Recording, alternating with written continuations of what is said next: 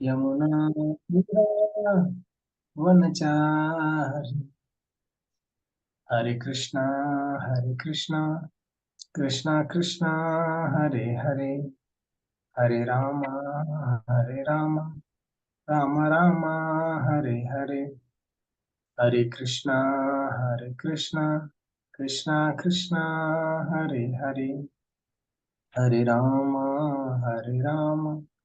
राम राम हरे हरे। ओम ज्ञानतिमिरान्धस्य ज्ञानाञ्जनशलाकाय चक्षुरुन्मिलितं येन तस्मै श्रीगुरवे नमः। हरे कृष्णा कृष्ण कृष्ण हरे हरे, हरे राम राम राम हरे हरे।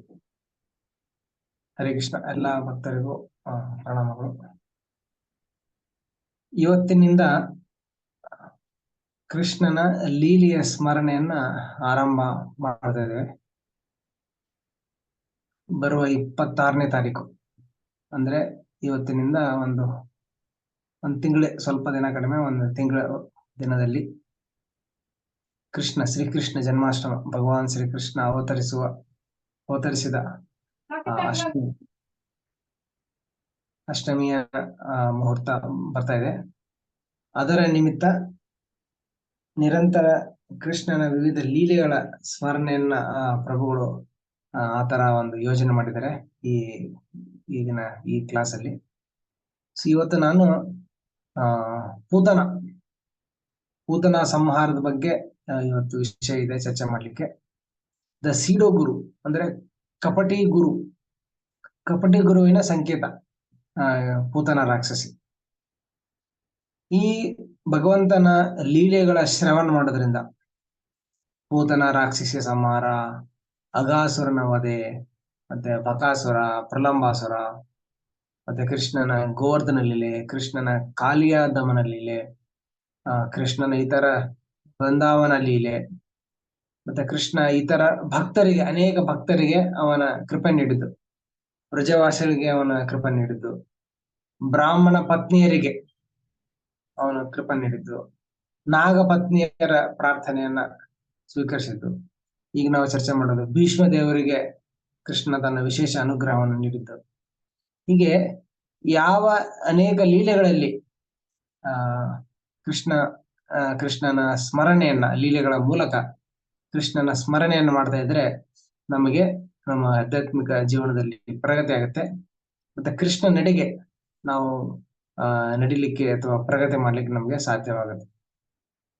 ಅದಕ್ಕೆ ಕೃಷ್ಣ ಪ್ರಜ್ಞೆ ಆಚರಣೆ ಏನಂದ್ರೆ, ಶ್ರೀಲ ಪ್ರಭುಪಾದ ಹೇಳ್ತಾರೆ, ಕೃಷ್ಣ ಪ್ರಜ್ಞೆಯ ಆಚರಣೆ ಏನಂದ್ರೆ, ಯಾವುದಾದರೂ ಒಂದು ಮಾರ್ಗದಲ್ಲಿ ಅಥವಾ ಅನೇಕ ಮಾರ್ಗವನ್ನ ನಾವು ಪಾಲಿಸ್ತಾ, ಆಚರಣೆ ಮಾಡ್ತಾ, ನಾವು ಹೇಗಾದ್ರೂ ಮಾಡಿ ಕೃಷ್ಣನ ಸಂಪರ್ಕದಲ್ಲಿರ್ಬೇಕು ಯಾವಾಗ್ಲೂ. ಸಂಹವರದರ್ always stay in touch with Krishna or come in touch with Krishna. Krishna ಜೊತೆ ಸಂಪರ್ಕ, ಟಚ್ ಅಲ್ಲಿ ಬರ್ಬೇಕು. ಯಾವ ಮೂಲಕ? ಜಪದ ಮೂಲಕ, ನಾಮಸ್ಮರಣೆ. ಹರೇ ಕೃಷ್ಣ ಕೃಷ್ಣ ಕೃಷ್ಣ ಹರೇ ಹರೇ, ಹರೇ ರಾಮ ರಾಮ ಹರೇ ಹರೇ. ನಾವು ಜಪ ಮಾಡುವಾಗ ಕೃಷ್ಣನ ಸಂಪರ್ಕ ಬರುತ್ತೆ, ಸೇವೆ ಮಾಡುವಾಗ ಕೃಷ್ಣನ ಸಂಪರ್ಕವಿರುತ್ತೆ, ಮತ್ತೆ ನಾವು ಭಗವದ್ಗೀತಾ ಭಾಗವತ ಶ್ರವಣ ಮಾಡುವಾಗ ಕೃಷ್ಣನ ಸಂಪರ್ಕದಲ್ಲಿರುತ್ತೆ, ವಿಗ್ರಹ ಪೂಜೆ ಮಾಡುವಾಗ ಕೃಷ್ಣನ ಸಂಪರ್ಕ, ದೇವಸ್ಥಾನಕ್ಕೆ ಬಂದಾಗ, ಭಕ್ತರನ್ನ ಭೇಟಿಯಾದಾಗ, ಭಗವದ್ಗೀತೆ ಭಾಗವತ ಅಧ್ಯಯನ ಮಾಡುವಾಗ, ಈ ತರ ಪ್ರವಚನಗಳನ್ನ ಕೇಳುವಾಗ, ಯಾವುದೇ ರೂಪದಲ್ಲಿ ನಾವು ಸದಾ ಕೃಷ್ಣನ ಸಂಪರ್ಕದಲ್ಲಿರ್ಬೇಕು, ನೇರವಾಗಿ ಪರೋಕ್ಷವಾಗಿ. ಕೆಲವೊಮ್ಮೆ ನಾವು ಯಾವುದೋ ಒಂದು ಸೇವೆ ಮಾಡ್ತೇವೆ, ತರಕಾರಿ ಹೆಚ್ಚುತ್ತಾ ಇರ್ಬೋದು. ತರಕಾರಿ ಹೆಚ್ಚುವಾಗ ಅಲ್ಲಿ ಕೃಷ್ಣನ ಜೊತೆ ತರಕಾರಿಯಲ್ಲಿ ನಾವು ಕೃಷ್ಣನ ನೇರ ಸಂಪರ್ಕ ಇಲ್ಲದೆ ಇರ್ಬೋದು, ನಾವು ವಿಗ್ರಹದ ಮುಂದೆ ನಿಲ್ದೇ ಇರ್ಬೋದು, ಅಥವಾ ದೇವಸ್ಥಾನದ ಆವರಣದಲ್ಲಿ ನಾವು ಇರದೇ ಇರ್ಬೋದು, ಎಲ್ಲೇ ಒಂದ್ ಕಡೆ ಬೇರೆ ಜಾಗದಲ್ಲಿ ನಾವು ತರಕಾರಿ ಹೆಚ್ಚಿದಾಗ. ಅಂದ್ರೆ ಇಲ್ಲಿ ತರಕಾರಿ ಹೆಚ್ಚೋದು ಕೂಡ ಕೃಷ್ಣನ ಸಂಪರ್ಕನೇ, ಯಾಕಂದ್ರೆ ಅದು ಕೃಷ್ಣನ ಸೇವೆಗೆ ಸಂಬಂಧಪಟ್ಟದ್ದು. ಮತ್ತೆ ಒಮ್ಮೆ ನಾವು ಭಕ್ತರಿಗೆ ಒಂದು ಪ್ರಸಾದ ವ್ಯವಸ್ಥೆ ಮಾಡ್ತಾ ಇರ್ತೇವೆ, ಭಕ್ತರಿಗೆ ಇನ್ನೊಂದು ಎಲ್ಲೋ ಒಂದ್ ಕಡೆ ಬಿಟ್ಟು ಬರ್ಲಿಕ್ಕೆ ಹೋಗ್ತಾ ಇದೆ, ಟ್ರಾವೆಲಿಂಗ್, ಅವರಿಗೆ ಒಂದ್ ಜಾಗದಲ್ಲಿ ಬಿಟ್ಟು ಬರ್ಲಿಕ್ಕೆ ಗಾಡಿಯಲ್ಲಿ ಹೋಗ್ತಾ ಇದೆ, ಅದು ಕೃಷ್ಣ ಸಂಪರ್ಕ ಇಲ್ದೇ ಇರ್ಬೋದು. ಆದ್ರೆ ಕೃಷ್ಣನ ಭಕ್ತರ ಸೇವೆ ಮಾಡೋದ್ರಿಂದ ಅದು ಕೂಡ ಕೃಷ್ಣ ಸಂಪರ್ಕದಲ್ಲಿ. ಸೊ ಅನೇಕ ವಿಧಾನಗಳಿದಾವೆ, ಅನೇಕ ಮಾರ್ಗಗಳಿದಾವೆ. ಶ್ರವಣ, ಕೀರ್ತನ, ನವವಿಧ ಭಕ್ತಿ ಇದೆ.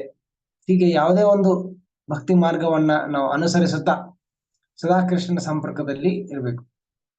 ಅದರಲ್ಲಿ ನವವಿಧ ಭಕ್ತಿಯಲ್ಲಿ ಮೊಟ್ಟ ಮೊದಲಿಗೆ ಬರೋದು ಶ್ರವಣಂ ಕೀರ್ತನಂ. ಶ್ರವಣ, ಕೃಷ್ಣನ ಕುರಿತಾದ ಕೃಷ್ಣನ ಲೀಲೆಗಳನ್ನ ಕೇಳುವುದು. ಸದಾ ನಾವು ಶ್ರವಣ ಮಾಡೋದು ಅದು ತುಂಬಾ ಮುಖ್ಯವಾದ ಒಂದು ಮಾರ್ಗ, ಭಗವಂತನ ಸಂಪರ್ಕದಲ್ಲಿ ಇರಲು ಒಂದು ಒಳ್ಳೆಯ ಮಾರ್ಗ. ಈಗ ನಾವು ನಿರಂತರವಾಗಿ ಇನ್ನು ಮುಂದೆ ಕೆಲವು ದಿನಗಳವರೆಗೆ ಕೃಷ್ಣನ ವಿವಿಧ ಲೀಲೆಗಳ ಶ್ರವಣ ಮಾಡೋಣ. ಈ ಪೂತನ ರಾಕ್ಷಿ ಸಂಹಾರದ ವಿಷಯದಲ್ಲಿ ನಾವು ಸ್ವಲ್ಪ ಹಿನ್ನೆಲೆ ನೋಡಿದ್ರೆ, ಭಗವಂತ ಮಥುರೆಯಲ್ಲಿ ಅವತರಿಸಿದ, ಭೂಮಿ ದೇವಿಯ ಅಳಲನ್ನು ಕೇಳಿ ಬ್ರಹ್ಮದೇವರು ಮತ್ತು ಇತರ ದೇವತೆಗಳು ಅವರು ಕ್ಷೀರಸಾಗರದ ದಡದಲ್ಲಿ ಹೋಗಿ ಭಗವಾನ್ ವಿಷ್ಣುವಿಗೆ ಪ್ರಾರ್ಥನೆ ಮಾಡ್ತಾರೆ. ಹೀಗೆ ಈ ಅಸುರಿ ರಾಜರಿಂದ, ಅವರ ದಬ್ಬಾಳಿಕೆಯಿಂದ ಭೂಮಿ ತುಂಬಾ ಬಳಲಿದೆ, ಮತ್ತೆ ಭೂಮಿಯ ಭೂಭಾರ ಹೆಚ್ಚಾಗಿದೆ. ಈ ಅಸುರಿ ಪ್ರವೃತ್ತಿಗಳಿಂದ, ಭೌತಿಕ ಜೀವನದಲ್ಲಿ ನಿರತರಾಗಿರುವ ಈ ಅಸುರಿ ವ್ಯಕ್ತಿಗಳಿಂದ. ಸೊ ದಯವಿಟ್ಟು ಈ ಭೂಭಾರವನ್ನ ಕಡಿಮೆ ಮಾಡಲು ಮತ್ತೆ ಧರ್ಮ ಸ್ಥಾಪನೆ ಮಾಡಲು, ಪುನಃ ಸ್ಥಾಪಿಸಲು ದಯವಿಟ್ಟು ನೀವು ಅವತರಿಸಬೇಕಂತ ಎಲ್ಲಾ ದೇವತೆಗಳು ಪ್ರಾರ್ಥನೆ ಮಾಡ್ತಾರೆ. ಅವಾಗ ಬ್ರಹ್ಮದೇವರಿಗೆ ಭಗವಂತ ಅವರಿಗೆ ಒಂದು ಆದೇಶ ನೀಡ್ತಾರೆ ಹೃದಯದ ಮೂಲಕ, ನಾನು ಶೀಘ್ರದಲ್ಲಿ ಅವತರಿಸ್ತೇನೆ, ನೀವೆಲ್ಲರೂ ಬೇರೆ ಬೇರೆ ರೂಪದಲ್ಲಿ ಯದುವಂಶದಲ್ಲಿ ಮತ್ತು ಅದಕ್ಕೆ ಆ ಪ್ರದೇಶದಲ್ಲಿ ನೀವೆಲ್ಲ ಜನ್ಮ ತಾಳಿ ನನ್ನ ಲೀಲೆಯಲ್ಲಿ ನೀವೆಲ್ಲ ಭಾಗವಹಿಸಬಹುದು ಅಂತ ಹೇಳ್ತಾರೆ. ಆ ಆದೇಶವನ್ನ ಸ್ವೀಕರಿಸಿ ಎಲ್ಲ ದೇವತೆಗಳು ತಮ್ಮ ತಮ್ಮ ಲೋಕಕ್ಕೆ ಹೋಗ್ತಾರೆ. ಆಮೇಲೆ ಕೃಷ್ಣನ ಆವಿರ್ಭಾವದ ತಯಾರಿ ಆರಂಭವಾಗುತ್ತೆ. ವಸುದೇವ ಮತ್ತು ದೇವಕಿಯ ವಿವಾಹ ಆಗುತ್ತೆ. ವಿವಾಹದ ನಂತರ ದೇವಕಿಯ ಸಹೋದರ ಕಂಸ ಖುದ್ದಾಗಿ ತನ್ನ ತಂಗಿಯನ್ನ, ಸಹೋದರಿಯ ತುಂಬಾ ವಿಜೃಂಭಣೆಯಿಂದ, ದೇವಕ ಮಹಾರಾಜ ತುಂಬಾ ಶ್ರೀಮಂತವಾಗಿ ತುಂಬಾ ವಿಜೃಂಭಣೆಯಿಂದ ಅವರು ತನ್ನ ಮಗಳ ಮದುವೆ ಮಾಡಿಕೊಡ್ತಾರೆ. ಆಗ ಸಾಕಷ್ಟು ಉಡುಗೊರೆಯನ್ನು ಕೊಟ್ಟಿರ್ತಾರೆ. ಮತ್ತೆ ಏನು ಯಾತ್ರೆ ಇರುತ್ತೆ, ಅವರ ಪೂರ್ತಿ ಅವರ ಎಲ್ಲರೂ ಸೇರಿ ಅವರ ದಾಸಿಯರು ಮತ್ತೆ ಅನೇಕ ಆಭರಣಗಳು, ಉಡುಗೊರೆಗಳು ಎಲ್ಲವನ್ನ ತೆಗೆದುಕೊಂಡು ವಾಪಸ್ ಅವರು ವಸುದೇವ ತನ್ನ ಅರಮನೆಗೆ ಬರ್ತಾ ಇದ್ದಾನೆ, ತನ್ನ ರಾಜ್ಯಕ್ಕೆ ಬರ್ತಾ ಇದ್ದಾನೆ. ಬರುವ ಕಂಸ ಖುದ್ದಾಗಿ ಅವರನ್ನ ಬಿಡ್ಲಿಕ್ಕೆ ತಾನೇ ರಥ ಚಲಾಯಿಸ್ತಾ ಇದ್ದಾನೆ. ಆಗ ಒಂದು ಅಶರೀರ ಆಕಾಶವಾಣಿ ಅವಾಗ ಪ್ರತಿಧ್ವನಿಸುತ್ತೆ, ಹೇ ಮೂರ್ಖನೆ, ನೀನ್ ಎಂತ ಮೂರ್ಖತನ ಕೆಲಸ ಮಾಡ್ತಾ ಇದೀಯ? ಯಾವ ಸಹೋದರನ್ನ ನೀನು ಇಷ್ಟೊಂದು ಕಾಳಜಿಯಿಂದ, ಇಷ್ಟೊಂದು ಜಾಗರೂಕತೆಯಿಂದ ಅವರನ್ನ ಗಂಡನ ಮನೆ ಕರ್ಕೊಂಡು ಹೋಗ್ತಾ ಇದ್ದೀರಾ? ಅವ್ರಿಗೋಸ್ಕರ ಇಷ್ಟೆಲ್ಲ ವ್ಯವಸ್ಥೆ ಮಾಡಿದ್ಯಾ, ಇಷ್ಟೆಲ್ಲ ಸೇವೆ ತಯಾರಿ ಮಾಡಿಟ್ಟಿದ್ಯಾ? ಆ ಸಹೋದರಿಯ ಮಗನಿಂದಲೇ, 8ನೆಯ ಪುತ್ರನಿಂದಲೇ ನಿನ್ನ ವಧೆ ಆಗುತ್ತೆ. ಭವಿಷ್ಯದಲ್ಲಿ ನೀನು ನಿನ್ನ ತಂಗಿಯ ಮಗನಿಂದನೇ ಹತನಾಗ್ತೀಯ ಅಂತ ಆಕಾಶವಾಣಿ ಶಬ್ದ ಕೇಳಿದ ತಕ್ಷಣ ಕಂಸ ತುಂಬಾ ಜಾಗೃತನಾಗಿ ಹೇಗೆ ನಾನು ನನ್ನನ್ನ ರಕ್ಷಿಸ್ಕೊಳ್ಬಹುದು, ತನ್ನ ವೈಯಕ್ತಿಕ ರಕ್ಷಣೆಗೋಸ್ಕರ ಅವನು ಚಿಂತನೆ ಮತ್ತು ತಯಾರಿ ಮಾಡಲಿಕ್ಕೆ ಪ್ರಾರಂಭ ಮಾಡ್ತಾನೆ. ಇಲ್ಲಿ ಹೇಳ್ತಾರೆ, ಒಬ್ಬ ಸ್ವಾರ್ಥಿ ವ್ಯಕ್ತಿ, ಒಬ್ಬ ಭೌತಿಕ ಸ್ತರದಲ್ಲಿರೋ ವ್ಯಕ್ತಿ ತನಗೇನಾದ್ರೂ ಆಪತ್ತು ಬಂದ್ರೆ ಯಾರನ್ನು ಅವರು ಬಿಡಲ್ಲ. ತನ್ನ ಸ್ವಾರ್ಥ ಸಾಧನೆ ಅವನಿಗೆ ಸರ್ವಶ್ರೇಷ್ಠವಾಗಿರುತ್ತೆ. ತನಗೇನಾದರೂ ಆಪತ್ತು ತೊಂದರೆ ಬಂದ್ರೆ ಅವನು ಮೊಟ್ಟ ಮೊದಲಿಗೆ ಯಾರಿಂದ ಆಪತ್ತಿದೆ ಅವರನ್ನು ಕೂಡ ಕೊಲ್ಲಿಕ್ಕೆ ಅವನು ಹೆಸೋದಿಲ್ಲ. ಸೊ ತನ್ನ ಸ್ವಂತ ಸಹೋದರ, ತನ್ನ ರಕ್ಷಣೆಗೋಸ್ಕರ, ತಾನು ಮೃತ್ಯುವಿನಿಂದ ಬಚಾವಾಗಲು ಅವನು ತನ್ನ ಸಹೋದರನ್ನೇ ಕೊಲ್ಲಿಕ್ಕೆ ಮುಂದಾಗ್ತಾನೆ. ಇದನ್ನ ನೋಡಿ ವಸುದೇವನಿಗೆ ತುಂಬಾ ಆಶ್ಚರ್ಯ ಆಗುತ್ತೆ. ಈ ಒಬ್ಬ ವ್ಯಕ್ತಿ ಎಷ್ಟರ ಮಟ್ಟಿಗೆ ಅವನು ಚರಿತ್ರಹೀನಾಗಿರ್ಬೋದು ಅಥವಾ ಎಷ್ಟೋ ಮಟ್ಟಿಗೆ ಸ್ವಾರ್ಥಿಯಾಗಿರ್ಬೋದು ಅಂತ ನೋಡಿ ಆಶ್ಚರ್ಯ ಆಗುತ್ತೆ. ಆದ್ರೆ ಆ ಸಮಯದಲ್ಲಿ ಹೇಗಾದ್ರೂ ಮಾಡಿ ಮೊದಲು ದೇವಕಿಯ ಪ್ರಾಣವನ್ನ ರಕ್ಷಿಸೋದು ಅವರ ಜವಾಬ್ದಾರಿ ಆಗಿರುತ್ತೆ. ಹಾಗೆ ತರ್ಕದಿಂದ ಮತ್ತು ಉಪಾಯದಿಂದ ಆ ಸಮಯಕ್ಕೆ ದೇವಕಿಯ ಪ್ರಾಣವನ್ನ ರಕ್ಷಣೆ ಮಾಡ್ತಾರೆ. ಆಮೇಲೆ ಹೇಳ್ತಾರೆ, ಅಕಸ್ಮಾತ್ ಆಗಿ ಯಾರಾದ್ರೂ ಪುತ್ರರು ಜನಿಸಿದ್ರೆ ದೇವಕಿಗೆ, ಅವ್ರನ್ನ ನಿನಗೆ ಒಪ್ಪಿಸ್ತೇನೆ, ಆಮೇಲೆ ನಿನಗೆ ಹೇಗೆ ತೋಚುತ್ತೋ ಹಾಗೆ ನೀನು ವರ್ತಿಸು ಅಂತ ಕಂಸನಿಗೆ ಆಶ್ವಾಸನೆ ಕೊಟ್ಟು ಮತ್ತೆ ಆ ಸಮಯಕ್ಕೆ ತಾತ್ಕಾಲಿಕವಾಗಿ ಈ ಸಮಸ್ಯೆಯನ್ನ ಮುಂದೂಡ್ತಾರೆ. ಅವಾಗ ನೋಡ್ತೇವೆ ಕಂಸನಿಗೆ ವಸುದೇವನ ಮಾತಿನ ಮೇಲೆ ನಂಬಿಕೆ ಇತ್ತು. ಯಾಕಂದ್ರೆ ಅವರು ಅವರ ಮಾತನ್ನು ನಂಬೋದು. ಅವರ ಚರಿತ್ರೆ, ಅವರ ಧರ್ಮಾಚರಣೆ ಅಷ್ಟು ಅಷ್ಟು ನಂಬಲಹಾರ ಇರುತ್ತೆ, ನಂಬೋದಾಗಿರುತ್ತೆ. ಹಾಗೆ ಅವರು ಹೀಗೆ ಒಂದಾದ್ಮೇಲೆ ಒಂದು 6 ಜನ ಪುತ್ರರನ್ನ ಕಂಸ ಕೊಲ್ತಾನೆ. 7ನೇ ಪುತ್ರನಾಗಿ ಬಲರಾಮ ಅವತರಿಸ್ತಾರೆ. ಭಗವಂತನ ಆದೇಶದಿಂದ ಯೋಗಮಾಯ ಶಕ್ತಿ ಬಲರಾಮರನ್ನ ದೇವಕಿಯ ಗರ್ಭದಿಂದ ರೋಹಿಣಿಯ ಗರ್ಭಕ್ಕೆ ಸ್ಥಳಾಂತರ ಮಾಡ್ತಾರೆ. ಆಮೇಲೆ 8ನೇ ಪುತ್ರನಾಗಿ ಭಗವಾನ್ ಶ್ರೀಕೃಷ್ಣ ಖುದ್ದಾಗಿ ಅವತರಿಸ್ತಾರೆ. ಅವತರಿಸಿದಾಗ ಕೃಷ್ಣ ಅವತರಿಸಿದ ಸುಂದರವಾದ ಚತುರ್ಭುಜ ರೂಪದ ನಾರಾಯಣನಾಗಿ, ತುಂಬಾ ಅವರು ಅಲಂಕೃತನಾಗಿ, ಕಿರೀಟ ಮತ್ತೆ ಅವರ ಸುಂದರವಾದ ಕೂದಲುಗಳು, ಆಭರಣಗಳು ಸಮೇತ ಕೃಷ್ಣ ಜನಿಸ್ತಾನೆ. ಅವಾಗ ದೇವಕಿ ಮತ್ತು ವಸುದೇವರಿಗೆ ಮತ್ತು ನಮಗೂ ಕೂಡ ಜನಸಾಮಾನ್ಯರಿಗೆ ಅನೇಕ ಜನ ತರ್ಕ ಮಾಡ್ತಾರೆ, ಕೃಷ್ಣ ಕೂಡ ಸಾಮಾನ್ಯ ವ್ಯಕ್ತಿ ಇರ್ಬೋದು, ನಮ್ಗಿಂತ ತುಂಬಾ ಶಕ್ತಿಶಾಲಿ ಪವರ್ಫುಲ್ ಇರ್ಬೋದು, ಆದ್ರೆ ಏನು ದೇವರಂತ ಏನಿಲ್ಲ. ಒಬ್ಬ ತುಂಬಾ ಒಳ್ಳೆ ರಾಜಕಾರಣಿ, ತುಂಬಾ ಒಳ್ಳೆ ಶಕ್ತಿಶಾಲಿ ಮನುಷ್ಯ, ಹಿಂಗೆಲ್ಲ ತರ್ಕ ಮಾಡ್ತಾರೆ. ಆದರೆ ಅಂತಹ ನಾಸ್ತಿಕರಿಗೆ ಭಗವಂತನ ತನ್ನ ನಿಜ ಸ್ವರೂಪವನ್ನು ತೋರಿಸ್ಲಿಕ್ಕೆ ಅನೇಕ ಸರ್ತಿ ಕೃಷ್ಣ ತೋರಿಸಿದಾನೆ. ಅವರು ಕೃಷ್ಣ ಅವತರಿಸಿದ ಸಮಯದಲ್ಲೇ ತೋರಿಸಿದ್ದಾರೆ. ಹೀಗೆ ಒಬ್ಬ ಸಾಮಾನ್ಯ ವ್ಯಕ್ತಿ ರಕ್ತಲೇಪಿತವಾಗಿ ಜನಿಸಿದ್ರೆ, ಕೃಷ್ಣ ಸಂಪೂರ್ಣವಾಗಿ ಅಲಂಕೃತನಾಗಿ ತುಂಬಾ ಸುಂದರ ರೂಪದಲ್ಲಿ ಜನಿಸಿದ್ದು ವಿಶೇಷತೆ. ಅಂದ್ರೆ ಕೃಷ್ಣ ಭಗವಂತ ಅನ್ನೋದನ್ನ ತೋರಿಸ್ಕೊಡ್ಲಿಕ್ಕೆ ಆರಂಭದಿಂದ. ಅವಾಗ ಹೇಳ್ತಾರೆ, ನನ್ನನ್ನ ಇಲ್ಲಿಂದ ಗೋಕುಲಕ್ಕೆ ಕರೆದುಕೊಂಡು ಹೋಗಿ, ಯಾಕಂದ್ರೆ ನಿಮಗೆ ಕೃಷ್ಣನಿಗೇನು ತೊಂದರೆ ಇಲ್ಲ. ಚಿಕ್ಕ ವಯಸ್ಸಲ್ಲಿ ಕೂಡ ಕಂಸನ ಎದುರಿಸುವ ಶಕ್ತಿ ಕೃಷ್ಣನಿಗಿತ್ತು. ಆದ್ರೆ ತಂದೆ ತಾಯಿ ಪಾಲಕರು ಸಾಮಾನ್ಯವಾಗಿ ಒಂದು ವಾತ್ಸಲ್ಯ ಇರುತ್ತೆ. ಮತ್ತೆ ಅವರ ಕೃಷ್ಣನ ರಕ್ಷಣೆಗೋಸ್ಕರ ಅವರಲ್ಲಿ ಆತಂಕ ಇತ್ತು.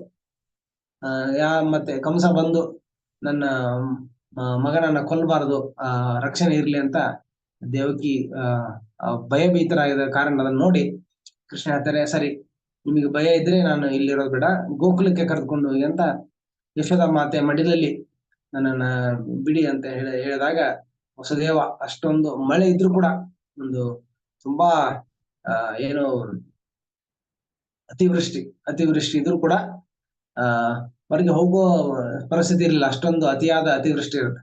ಅದರಲ್ಲೂ ಅತಿವೃಷ್ಟಿಯಲ್ಲಿ ಕೃಷ್ಣನನ್ನ ವಸುದೇವ ಅವರು ಗೋಕುಲಕ್ಕೆ ಬಿಡ್ತಾರೆ. ಗೋಕುಲದಲ್ಲಿ ಕೃಷ್ಣ ಬೆಳೀತಾ ಇದ್ದಾನೆ. ಆದ್ರೆ ಕಂಸನಿಗೆ ಭಯ ಇತ್ತು. ನನ್ನನ್ನು ಕೊಲ್ಲೋ ಮಗು ಜನಿಸಿದ್ಯಾ, ಎಲ್ಲಿದ್ಯಾ ಅಂತ. ಆಮೇಲೆ ವಸುದೇವ ಒಬ್ಬ ಪುತ್ರಿಯನ್ನ, ಹೆಣ್ಣು ಶಿಶುವನ್ನ ವಾಪಸ್ ಕರ್ಕೊಂಡು ಬಂದಾಗ, ಆ ಹೆಣ್ಣು ಶಿಶುವನ್ನ ಕೊಲ್ಲಿಕ್ಕೆ ಕಂಸ ಪ್ರಯತ್ನ ಮಾಡಿದಾಗ, ಅವರು ಆಕಾಶ ಮಾರ್ಗವಾಗಿ ಚಲಿಸಿ ಒಂದು ಚೇತಾವಣಿ ಹೇಳ್ತಾರೆ. ಮತ್ತೆ ಎಲೆ ಮೂರ್ಖನೆ, ಕಂಸನೆ, ನಿನ್ನನ್ನು ಕೊಲ್ಲಲು ಜನಿಸಿರುವ ಅಥವಾ ಅವತರಿಸಿರುವ ಮಗು ಕೃಷ್ಣ ಅವರು ಬೇರೆ ಜಾಗದಲ್ಲಿ ಬೆಳೀತಾ ಇದ್ದಾರೆ. ಶೀಘ್ರದಲ್ಲೇ ಅವರು ನಿನ್ನ ಈ ಪಾಪ ಕೃತ್ಯಗಳಿಗೆ ಕೊನೆ ಮಾಡ್ತಾರೆ ಅಂತ ಹೇಳಿ ಹೋಗ್ಬಿಡ್ತಾರೆ ದುರ್ಗಾಶಕ್ತಿ. ಆಗ ಕಂಸನಿಗೆ ಭಯ ಪ್ರಾರಂಭ ಆಗುತ್ತೆ. ನನ್ನನ್ನು ಕೊಲ್ಲುವ ಮಗು ಜನಿಸಿದೆ ಅಂದ್ರೆ ಈ ಹತ್ತಿರದಲ್ಲೇ, ಎಲ್ಲಿ ಅಂತ ಹೇಳಿರಲ್ಲ, ಆ ದುರ್ಗಾ ಹೇಳಿರಲ್ಲ. ಅವರು ಹತ್ತಿರದಲ್ಲೇ ಒಂದು ಮಗು ಇದೆ, ಆ ಮಗುವಿಂದ ನನಗೆ ಮೃತ್ಯು ಇದೆ ಅಂತ ಅವ್ರಿಗೆ ಭಯಭೀತನಾದಾಗ, ಅವನ ಸ್ನೇಹಿತರು ನೋಡಿ, ನಾವು ಯಾವ ತರ ಸಂಘ ಮಾಡ್ತೇವೆ ಆ ತರ ನಮ್ಮ ವ್ಯಕ್ತಿತ್ವ ರಚನೆ ಆಗುತ್ತೆ. ಆ ತರ ನಮ್ಮ ವರ್ತನೆಗಳು, ನಮ್ಮ ಕಾರ್ಯಗಳು ಆ ತರ ರೂಪುಗೊಳ್ಳುತ್ತೆ ಅಂತ ಇದೆ ಒಳ್ಳೆ ಸಾಕ್ಷಿ. ಕಂಸ ಅವನ ಸುತ್ತಲೂ ಬರೀ ಅಸುರರೇ ಇದ್ರು, ಅಸುರಿ ಪ್ರವೃತ್ತಿಯ ಜನರಿದ್ರು. ಅವರ ಸಲಹೆ ಕೂಡ ಅಸುರಿ ಪ್ರವೃತ್ತಿ ಇರುತ್ತೆ. ಅವರೇನು ಸಾತ್ವಿಕ ಸಲಹೆ, ಭಕ್ತಿ ಆಚರಣೆಯ ಸಲಹೆಯನ್ನ ಕೊಡುದಿಲ್ಲ. ಅವರ ಪರಿಸರ, ಅವರ ಸಂಘ ತುಂಬಾ ದೂಷಿತವಾಗಿರೋದ್ರಿಂದ, ಅಸುರಿ ಪ್ರವೃತ್ತಿ ಆಗಿರೋದ್ರಿಂದ ಸ್ನೇಹಿತರು ಕೂಡ ಏನ್ ಹೇಳ್ತಾರೆ, ಒಂದ್ ಕೆಲಸ ಮಾಡೋಣ, ಇಲ್ಲಿ ಇತ್ತೀಚೆಗೆ ಜನಿಸಿರುವ ಎಲ್ಲಾ ಮಕ್ಕಳನ್ನು ಕೊಂದ್ಬಿಡೋಣ, ಯಾವ ಮಗುನು ಬಿಡೋದ್ ಬೇಡ. ಅಂದ್ರೆ ಆಟೋಮೆಟಿಕ್ ಆಗಿ ನಿನ್ನನ್ನ ಕೊಲ್ಲಬೇಕಾಗಿರೋ ಮಗು ಕೂಡ ಆ ಮಕ್ಕಳ ಜೊತೆಗೆ ಅವರು ಕೂಡ ಸತ್ತೋಗ್ತಾರೆ. ಹೀಗೆ ನಾವು ಎಲ್ಲಾ ಮಕ್ಕಳನ್ನ ಕೊಂದ್ಬಿಟ್ರೆ ಬಂದ್ಬಿಟ್ರೆ ನಮಗೆ ಯಾವುದೇ ತರ ಆತಂಕ ಇಲ್ಲ. ಭವಿಷ್ಯದಲ್ಲಿ ನಿನಗೆ ಯಾವುದೇ ತರ ಆ ಅದು ಆಪತ್ತು ಮತ್ತೆ ಅವರಿಂದ ಹತನಾಗೋದು ಇದೆಲ್ಲ ತಪ್ಪಿಸ್ಬೋದಂತ. ಆಗ ಅನೇಕ ತರ ಯೋಜನೆಗಳನ್ನ ಕಂಸ ಆರಂಭ ಮಾಡ್ತಾನೆ. ಹೇಗಾದ್ರೂ ಮಾಡಿ ಆ ಮಗುವನ್ನ, ನನ್ನನ್ನು ಕೊಲ್ಲಲು ಜನಿಸಿರುವ ಮಗುವನ್ನ ಹೇಗಾದ್ರೂ ಕೊಲ್ಲೋಣ ಅಂತ ಅವಾಗ ತಯಾರಿ ಮಾಡ್ತಾ ಇದ್ದಾರೆ. ಆ ಸಮಯದಲ್ಲಿ ಅನೇಕ ಅಸುರರು, ಅವರ ಸ್ನೇಹಿತರೇ ಅಸುರರು, ಅನೇಕ ಅಸುರರನ್ನ, ರಾಕ್ಷಸರನ್ನ ಕರೆಸಿ ಅವರಿಂದ ಮಗುವನ್ನ ಕೊಲ್ಲಿಕ್ಕೆ ಅವರು ಯೋಜನೆ ಮಾಡ್ತಾರೆ. ಅದರಲ್ಲಿ ಮೊದಲನೇ ಪ್ರಯತ್ನವಾಗಿ ಒಂದು ಶಕಟಾಸುರ, ಚಿಕ್ಕ ಕೃಷ್ಣ ಚಿಕ್ಕ ಮಗುವಾಗಿರುವಾಗ ಒಂದು ಇದು ಚಕ್ರಿಯ ರೂಪದಲ್ಲಿ ಒಂದು ರಾಕ್ಷಸ ಬಂದಿರ್ತಾನೆ, ಕಾಯ್ತಾ ಇರ್ತಾನೆ. ಒಂದು ಕೃಷ್ಣನಿಗೆ ಕೊಲ್ಲಿಕ್ಕೊಂದು ಒಳ್ಳೆ ಅವಕಾಶವನ್ನು ಕಾಯ್ತಾ ಇರ್ತಾರೆ. ಸೊ ಕೃಷ್ಣ ನೋಡ್ತಾನೆ, ಭಗವಂತ ಪರಮಾತ್ಮ ಯಾರು ಯಾವ ರೂಪದಲ್ಲಿ ಇದಾರೆ ಅಂತ ಗೊತ್ತಾಗುತ್ತೆ. ಅವಾಗ ಲೀಲಾಜಾಲವಾಗಿ ಆಡ್ತಾ ಆಡ್ತಾ ತನ್ನ ಕಾಲಿಂದ ಒದ್ದು ಆ ಶಕಟಾಸುರನ್ನ ಹತ್ಯೆ ಮಾಡ್ತಾರೆ. ಆಮೇಲೆ ಪೂತನ ರಾಕ್ಷಸಿಯನ್ನ ಕೃಷ್ಣ ವಧೆ ಮಾಡ್ತಾರೆ. ಸೊ ಪೂತನ ಯಾರಂದ್ರೆ ಖೇಚರಿ, ಆಕಾಶ ಮಾರ್ಗವಾಗಿ ಚಲಿಸಬಲ್ಲ ಒಬ್ಬ ರಾಕ್ಷಸಿ. ಅವಳ ಕೆಲಸ ಏನಂದ್ರೆ ಚಿಕ್ಕ ಚಿಕ್ಕ ಶಿಶುಗಳನ್ನ, 2 ತಿಂಗಳು 3 ತಿಂಗಳು ಚಿಕ್ಕ ಚಿಕ್ಕ ಶಿಶುಗಳನ್ನ ಅವರು ಒಂದು ಕಪಟದಿಂದ, ಮೋಸದಿಂದ ಮಕ್ಕಳನ್ನ ಕೊಲ್ತಾ ಇರ್ತಾರೆ. ಮಕ್ಕಳನ್ನ ಕೊಲ್ಲೋದೇ ಅವಳ ವೃತ್ತಿ ಆಗಿರುತ್ತೆ. ತುಂಬಾ ಅವರಿಗೆ ಖೇಚರಿ, ಈ ರಾಕ್ಷಸಿಯರಿಗೆ ಒಂದು ಸಿದ್ಧಿ ಇರುತ್ತೆ. ಅವರು ಹೇಗಾದ್ರೂ ಯಾವ ರೂಪವನ್ನಾದ್ರೂ ಅವರು ತಾಳ್ಬಹುದು. ಸುಂದರ ಸ್ತ್ರೀಯ ರೂಪವನ್ನ ತಾಳಿ ಇನ್ನೊಬ್ಬರಿಗೆ ಮೋಸ ಮಾಡ್ಲಿಕ್ಕೆ, ಕಪಟ ಮಾಡ್ಲಿಕ್ಕೆ ಮಾಡೋದು. ರೂಪ ಮಾರು ವೇಷದಲ್ಲಿ ಬರ್ಬೋದು. ಹೀಗೆ ಶೂರ್ಪನಖಿ ವಿಕೃತ ಶರೀರ, ಅವಳು ವಿಕೃತ ಮುಖ. ಆದ್ರೆ ರಾಮನನ್ನ ಮತ್ತು ಲಕ್ಷ್ಮಣನ ಮೋಹಿತಗೊಳಿಸಲು ಅವಳು ತನ್ನ ಶಕ್ತಿಯಿಂದ, ರಾಕ್ಷಸಿ ಶಕ್ತಿಯಿಂದ ತನ್ನನ್ನೇ ಒಂದು ಸುಂದರವಾದ ಸ್ತ್ರೀಯಾಗಿ ಅವಳು ಪರಿವರ್ತನೆ ಆಗಿ ಅವಾಗ ರಾಮನ ಹತ್ರ ಬರ್ತಾರೆ. ನನ್ನನ್ನು ಮದುವೆ ಆಗ್ತೀಯಾ, ನಿನ್ನೆಷ್ಟು ಸುಂದರವಾಗಿದೆಯಾ, ಇದು ಆ ತರ ಅವರು ಅಂದ್ರೆ ತನ್ನ ಆಸೆಯನ್ನು ಈಡೇರಿಸ್ಕೊಳ್ಳಿಕ್ಕೆ ಅವರು ಶರೀರ ಬದಲಾವಣೆ ಮಾಡ್ಬೋದು, ಅಥವಾ ಬೇರೆ ಬೇರೆ ರೂಪವನ್ನು ತಾಳ್ಬೋದು. ಹಾಗೆ ಈ ಖೇಚರಿ ಒಂದು ಭಾಗವತಲ್ಲಿ ನಾನು ಒಂದು ಶ್ಲೋಕ ಕೂಡ ಕೇಳೋಣ. ಸಾ ಖೇಚರಿ ಏಕದೋತ್ಪತ್ಯ ಪೂತನ ನಂದ ಗೋಕುಲನ್ ಯೋಸಿತ್ವ ಮಾಯಾತ್ಮಾನ ಪ್ರಾವಿಶತ್ ಕಾಮಚಾರಿಣಿ. ಅಂದ್ರೆ ಒಂದು ಸಮಯ ಈ ರಾಕ್ಷಸಿ ಪೂತನಿ ಖೇಚರಿ ಅಂದ್ರೆ ಅವಳ ಇಚ್ಛಾನುಸಾರ ಅವರು ಆಕಾಶ ಮಾರ್ಗವಾಗಿ, ಖೇ ಅಂದ್ರೆ ಕಮ್ ಅಂದ್ರೆ ಆಕಾಶ, ಖೇಚರಿ ಅಂದ್ರೆ ಚರಣ ಅಂದ್ರೆ ಅವರು ಸಂಚಾರ ಮಾಡ್ಬೋದು. ಅವರು ತಮ್ಮ ಇಚ್ಛೆಯಿಂದ ಆಕಾಶ ಮಾರ್ಗವಾಗಿ ಸಂಚರಿಸಬಲ್ಲ ಆ ಪೂತನಿ ರಾಕ್ಷಸಿಯು ತನ್ನನ್ನೇ ತನ್ನ ಶಕ್ತಿಯಿಂದ ಅವಳ ಶಕ್ತಿಯಿಂದ ಅವರು ಒಬ್ಬ ಸುಂದರ ಸ್ತ್ರೀಯಾಗಿ ಪರಿವರ್ತನೆಯಾಗಿ ಮಾರುವೇಷ ಧರಿಸಿ ಅವರು ಗೋಕುಲವನ್ನ ಪ್ರವೇಶಿಸ್ತಾರೆ. ನಂದ ಮಹಾರಾಜನ ಅರಮನೆಯನ್ನ, ಆಸ್ಥಾನವಾದ ಅಥವಾ ರಾಜ್ಯವಾದ ಆ ಗೋಕುಲವನ್ನ ಪ್ರವೇಶ ಮಾಡ್ತಾರೆ ಅಂತ ಹೇಳ್ತಾರೆ. ಪ್ರವೇಶ ಮಾಡಿ ಯಾವ ರೂಪದಲ್ಲಿ ಸುಂದರವಾಗಿ ರೂಪಿರ್ತಾರೆ ಅಂದ್ರೆ ಯಾರು ಕೂಡ ಆಕ್ಷೇಪ ಮಾಡೋದಿಲ್ಲ. ಇವ್ರು ಬಂದಿದ್ದಾರೆ, ಅಕಸ್ಮಾತ್ ಆಗಿ ಯಾರಾದ್ರೂ ಅಪರಿಚಿತರು ಬಂದ್ರೆ, ಯಾವ್ದೇ ಊರಲ್ಲಾಗ್ಲಿ ಅಪರಿಚಿತರು ಬಂದ್ರೆ, ಮತ್ತೆ ತುಂಬಾ ಸಂಶಯಾಸ್ಪದವಾಗಿ ಯಾರಾದ್ರೂ ವರ್ತನೆ ಮಾಡಿದ್ರೆ, ಸಂಶಯಾಸ್ಪದವಾಗಿ ಇನ್ನೊಬ್ಬರಿಗೆ ಅವ್ರು ನೋಡಿ ಇನ್ನೊಬ್ಬರಿಗೆ ಏನಾದ್ರೂ ಸಂದೇಹ ಬಂದ್ರೆ ಅವ್ರನ್ನ ನಿಲ್ಲಿಸಿ ಮಾತಾಡೋದು, ಅಥವಾ ಊರು ಒಳಗಡೆ ಸೇರಿಸದೇ ಇರ್ಬೋದು ಕೂಡ ಇರುತ್ತೆ. ಎಲ್ಲಾದ್ರೂ ಅವ್ರು ಜಾಗೃತವಾಗಿರ್ತಾರೆ. ಆದ್ರೆ ಇದೆಲ್ಲ ನೋಡ್ಕೊಂಡು, ಯಾಕಂದ್ರೆ ಅವಳಿಗೆ ಅನುಭವ ಇತ್ತು, ಹೇಗೆ ಪ್ರವೇಶ ಮಾಡ್ಬೇಕು, ಹೇಗೆ ಮಕ್ಕಳನ್ನ ಜಾಣ್ಮೆಯಿಂದ ಅವ್ರನ್ನ ತಮ್ಮ ಹತ್ರ ಕರ್ಕೋಬೇಕು, ಹೇಗೆ ಅವ್ರಿಗೆ ವಿಷಪ್ರಾಶನ ಮಾಡಿ ವಿಷ ನೀಡಿ ಕೊಲ್ಬೇಕಂತ. ಇವಳದು ಮೋಡಸ್ ಆಪರೆಂಡಿ, ವೈಖರಿ ಹೆಂಗಿತ್ತಂದ್ರೆ, ಪೂತನೆಯ ಕಾರ್ಯವೈಖರಿ ಹೆಂಗಿತ್ತಂದ್ರೆ, ತುಂಬಾ ಸುಂದರವಾದ ಸ್ತ್ರೀಯ ರೂಪದಲ್ಲಿ ಮಾರುವೇಷ ಆಗಿ ಹೋಗೋದು. ಆಗ ಯಾರಿಗೂ ಸಂದೇಹ ಬರದಂತೆ ಅಷ್ಟು ಚೆನ್ನಾಗಿ ಒಬ್ಬ ತುಂಬಾ ವಾತ್ಸಲ್ಯ ಭರಿತವಾದ, ತುಂಬಾ ಪ್ರೀತಿ ಭರಿತವಾದ ಒಬ್ಬ ತಾಯಿಯಂತೆ ನಟಿಸೋದು. ಆಮೇಲೆ ಆ ಮಗುವನ್ನ ತನ್ನ ಜೊತೆಗೆ ಕರೆದುಕೊಳ್ಳೋದು, ತನ್ನ ಹತ್ರ ತಗೊಳ್ಳೋದು, ಮಗಳನ್ನ ಎತ್ಕೊಂಡು ಅವರಿಗೆ ಆ ಮಗುವಿಗೆ ಸ್ತನಪಾನ ಮಾಡಿಸೋದು.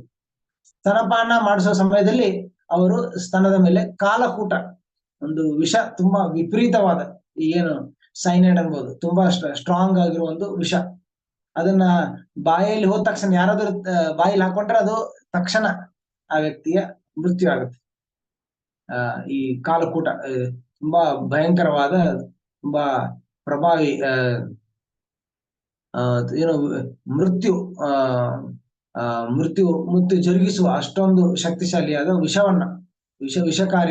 ವಿಷಕಾರಿಯಾದ ವಿಷವನ್ನ ಅವರು ತನ್ನ ಸ್ತನಕ್ಕೆ ಲೇಪಿಸಿಕೊಂಡಿರ್ತಾರೆ.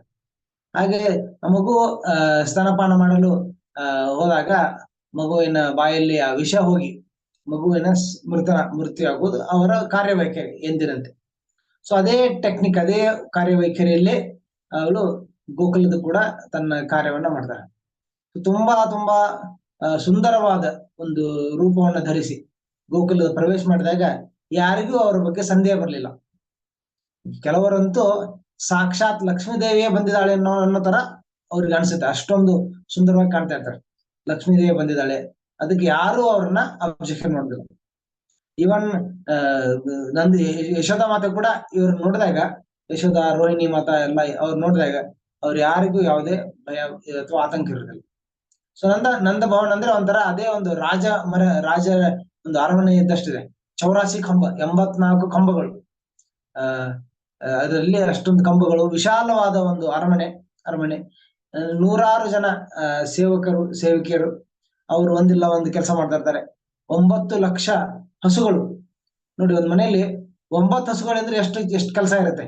ಬೆಳಗ್ಗೆಯಿಂದ ಕೊಟ್ಟಿಗೆ ಸ್ವಚ್ಛ ಮಾಡೋದು, ಆಮೇಲೆ ಹಾಲು ಕರಿಯೋದು, ಮೇವು ಹಾಕೋದು, ನೀರು ಕುಡಿಸೋದು, ಮತ್ತೆ ಈ ತರ ಅನೇಕ ಕೆಲಸ, ಹಗ್ಗ, ಮತ್ತೆ ಅದು ಕೊಟ್ಟಿಗೆನ 100 ವಿಷಯಗಳು, ಮೇವು ಬೇಕು, ಶೇಖರಿಸಬೇಕು, ಅದೆಲ್ಲ 100 ಕೆಲಸ ಇರ್ತದೆ. ಬರೀ 9-10 ಹಸುಗಳು ಇಟ್ಕೊಂಡೆ ಒಬ್ಬ ವ್ಯಕ್ತಿ ಎಷ್ಟು ಜನ ಆಗ್ತದೆ. 2-3 ಜನ ನಿರಂತರವಾಗಿ ಅಲ್ಲಿ ಕೆಲಸ ಮಾಡಿದ್ರು ಕೂಡ ಅದನ್ನ ಮೇಂಟೈನ್ ಮಾಡ್ಲಿಕ್ಕೆ ಕಷ್ಟ ಇದೆ.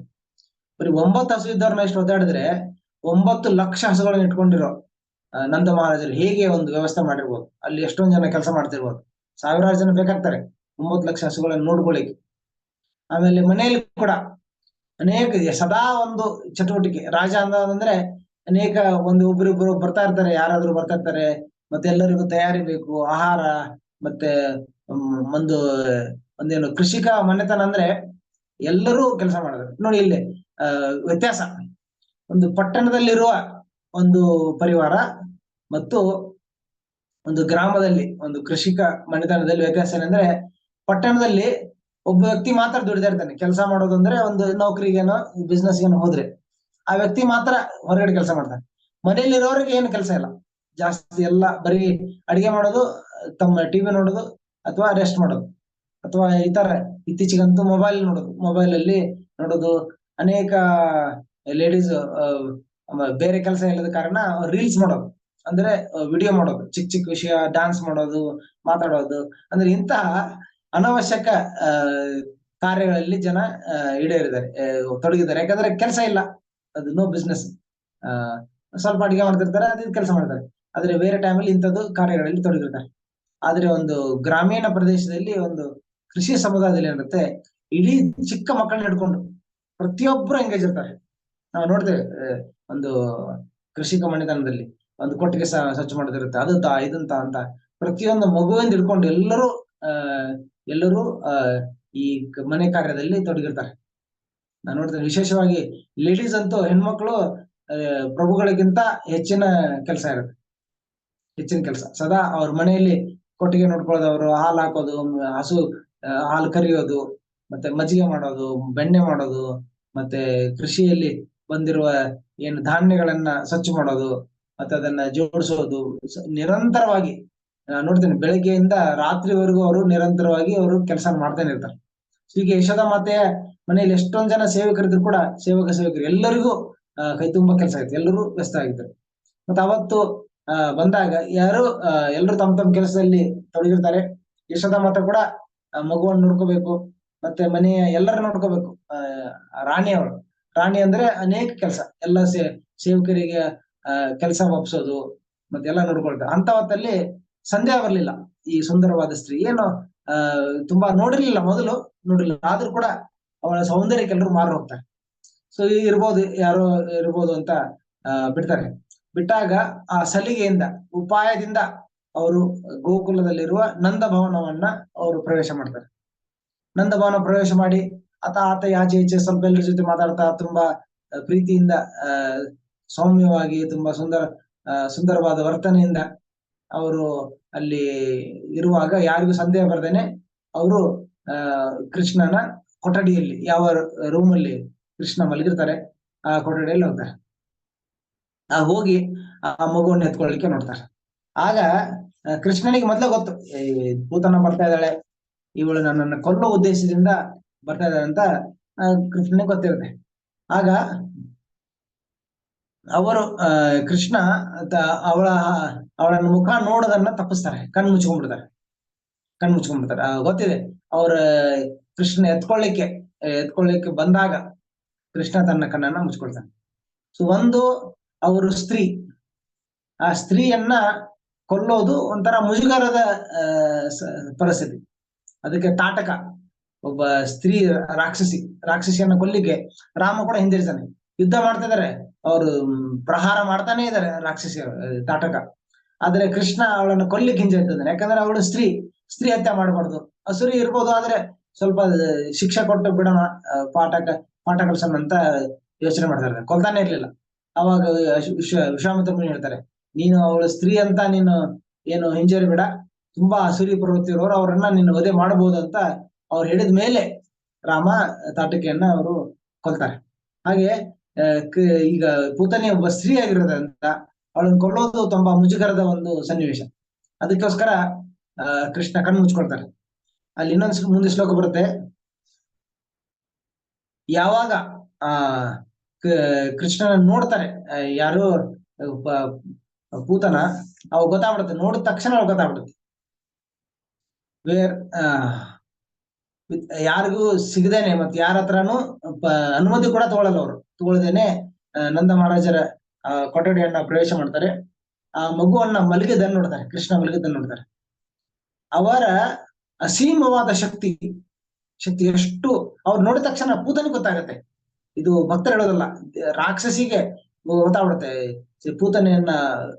ಪೂತನಿ ಕೃಷ್ಣ ನೋಡಿದ ತಕ್ಷಣ ಹೇಳ್ತಾಳೆ, ಅವರ ಹೆಂಗಿರ್ತದ, ಎಷ್ಟು ಶಕ್ತಿಶಾಲಿ ಇದ್ರೆ ಅಂದ್ರೆ ಅದು ಒಂಥರ ಏನು ಬೂದಿ ಮುಚ್ಚಿದ ಕೆಂಡದಂತಿತ್ತು ಅಂತೆ ಕೃಷ್ಣನ ಮುಖ ಅಥವಾ ಅವನ ಶಕ್ತಿ. ಒಳಗೆ ಕೆಂಡ ಇರೋದಿಲ್ಲ, ಕೆಂಡ ಕಾಣೋದಿಲ್ಲ ಮೇಲ್ಗಡೆಯಿಂದ, ಆದ್ರೆ ಅದ್ರ ಮೇಲೆ ಬೂದಿ ಮುಚ್ಚಿರುತ್ತೆ.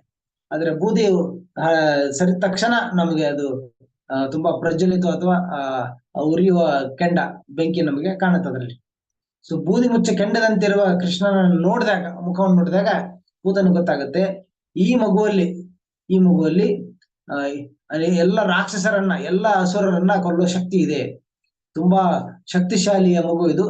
ಅನೇಕ ಜನ ಮಕ್ಕಳನ್ನ ನೋಡೋದು ಅವಳಿಗೇನು ಹೊಸದಲ್ಲ.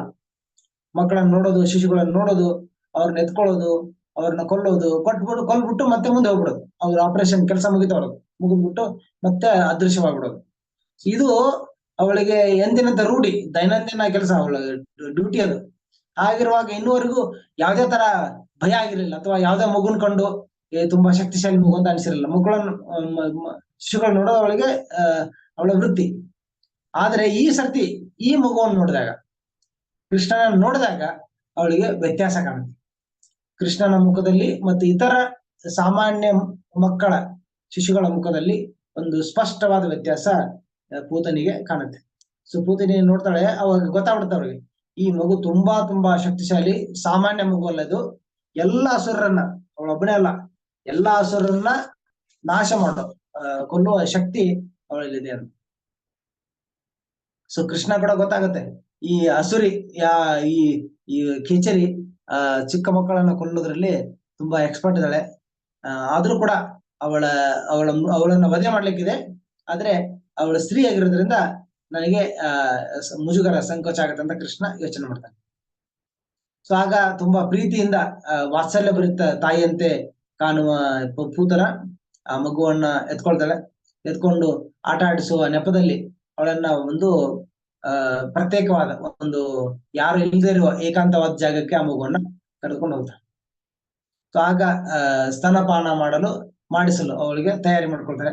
ಆ ವಿಷದಿಂದ ವಿಷ ಲೇಪಿತವಾದ ಸ್ತನದಿಂದ ಅವರು ಕೃಷ್ಣನಿಗೆ ಸ್ತನಪಾನ ಮಾಡಿಸಲು ಅವರು ಪ್ರಯತ್ನ ಮಾಡ್ತಾರೆ. ಆಗ ಎಲ್ಲಾ ಮಕ್ಕಳು, ಸಾಮಾನ್ಯವಾದ ಮಕ್ಕಳು ಸತ್ತೋಗ್ಬಿಡ್ತಾರೆ ಆ ವಿಷವನ್ನ ಸ್ವೀಕಾರ ಮಾಡಿದ್ರೆ. ಆದ್ರೆ ಕೃಷ್ಣ ಭಗವಂತನಾಗಿರೋದ್ರಿಂದ ಎಲ್ಲ ಶಕ್ತಿಗಳ ಅವನಿಂದ ಬಂದಿದ್ದು. ವಿಷ ಮತ್ತೆ ಅಮೃತ ಎಲ್ಲ ಕೃಷ್ಣನಿಂದ ಬಂದಿದ್ದು.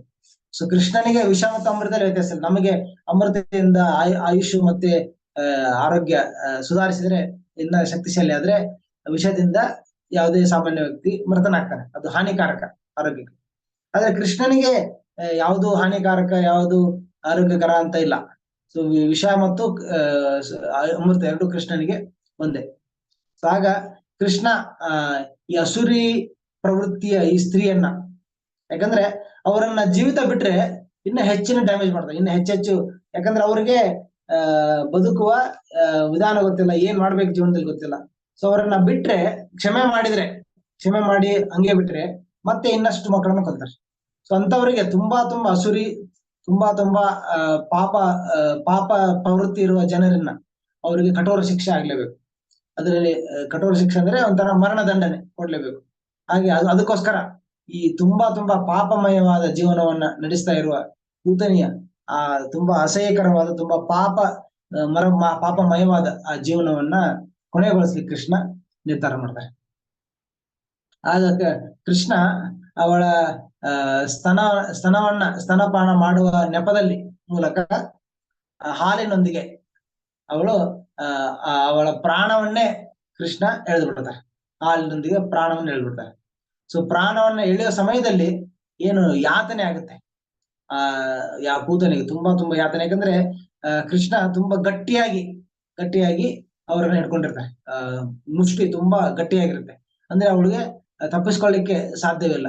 ಅವರು ಪ್ರಯತ್ನ ಮಾಡ್ತಾರೆ ಕೃಷ್ಣ ದೂರ ತಳ್ಳಲಿಕ್ಕೆ, ಸ್ತನಪಾನವ ಕೃಷ್ಣನ ಹೇಗಾದ್ರೂ ಮಾಡಿ ದೂರ ತಳ್ಳಲಿಕ್ಕೆ, ಮತ್ತೆ ತಾನ ರಕ್ಷಣೆ ಮಾಡ್ಕೊಳ್ಳಿಕ್ಕೆ. ಯಾಕಂದ್ರೆ ಯಾತನೆ ತುಂಬಾ ವಿಪರೀತ ಯಾತನೆ ಆದ್ರೆ ನಾವು ಪ್ರಯತ್ನ ಮಾಡ್ತೀವಿ, ನಮ್ಮ ಪ್ರಾಣ ರಕ್ಷಣೆ ಮಾಡ್ಕೊಳ್ಳಿಕ್ಕೆ ಸಾಧ್ಯವಾದಷ್ಟು ಪ್ರಯತ್ನ ಮಾಡ್ತೀವಿ. ಏನಾದ್ರೂ ಆತರ ಒಂದು ಆಪತ್ಕಾಲ ಬಂದ್ರೆ ರಕ್ಷಣೆ ಮಾಡ್ಕೊಳ್ಳಿಕ್ಕೆ ಸಾಧ್ಯವಾಗುತ್ತೆ. ಶಕ್ತಿ ಮೀರಿ ಪ್ರಯತ್ನ ಮಾಡೋದು ಸ್ವಾಭಾವಿಕ. ಈಗ ಅದೇ ಈ ಪೂತನಿ ತನ್ನ ರಕ್ಷಣೆ ಮಾಡ್ಕೊಳ್ಳಿಕ್ಕೆ ಕೃಷ್ಣನ ದೂರ ತಳ್ಳಿಕ್ಕೆ ಪ್ರಾರಂಭ ಮಾಡ್ತಾರೆ. ಆದ್ರೆ ಕೃಷ್ಣ ಎಷ್ಟು ಗಟ್ಟಿಯಾಗಿ ಹಿಡ್ಕೊಂಡ್ರೆ ಅವಳೆಷ್ಟೇ ಶಕ್ತಿ ಹಾಕಿದ್ರು ಕೂಡ ಅವಳು ಕೃಷ್ಣನ ಏನು ಹಿಡಿತದಿಂದ ತಪ್ಪಿಸ್ಕೊಳ್ಳಿಕ್ಕೆ ಸಾಧ್ಯವಾಗ್ಲಿಲ್ಲ. ಆಗ ಕೃಷ್ಣ ಅವಳ ಸ್ತನದ ಮೂಲಕ ಅವಳ ಪ್ರಾಣವನ್ನೇ ಕೃಷ್ಣ ಎಳೆದು ಬಿಡ್ತಾನೆ.